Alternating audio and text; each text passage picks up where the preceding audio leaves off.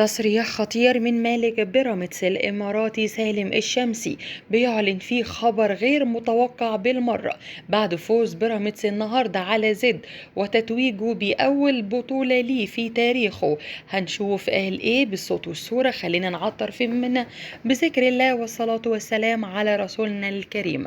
بعد فوز النهاردة بيراميدز على زد بهدف مقابل لا شيء ليحظى ببطولة كأس مصر واللي أول مرة في تاريخه، وهذا الذي جن جنون مالك بيراميدز الإماراتي سالم الشمسي الذي أدلى بتصريحات لقناة الشرق الإماراتية وقال إن احنا النهاردة فزنا لأن الأهلي مش موجود في البطولة، علشان الأهلي دايما الحكام اللي بيجاملوه وبيكون واضح جدا لأن منافسة الأهلي صعبة جدا في مصر على أي منافس، وده لأن الأهلي خصم صعب للغاية.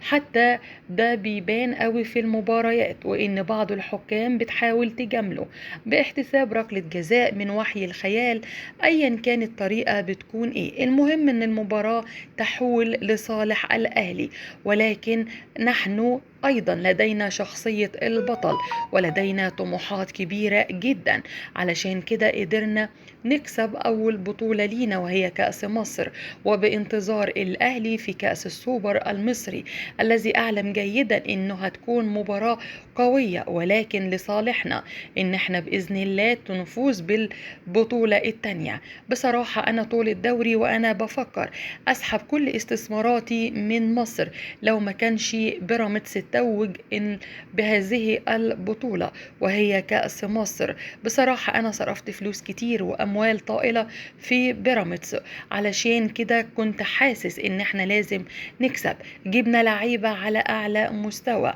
وشفنا بنعمل إيه، بنعمل صفقات، بنعمل نادي، بنعمل طموح جديد داخل الدوري المصري، ويجي في النهاية تلاقي ناس بتجامل وبتدي النقط لفرق ما تستحقش انها تفوز. بيراميدز فعلا هيفوز بكأس السوبر المصري، وانا بقول من دلوقتي ان انا هشوف الحكام اللي هيجوا، علشان مش عايز اوصل لمرحلة سحب استثماراتي نهائيا من مصر، لان المنافسة مش بس شرسة مع الأهلي، لا شرسة مع الاتحاد ككل، وشرسة أيضا مع الحكام.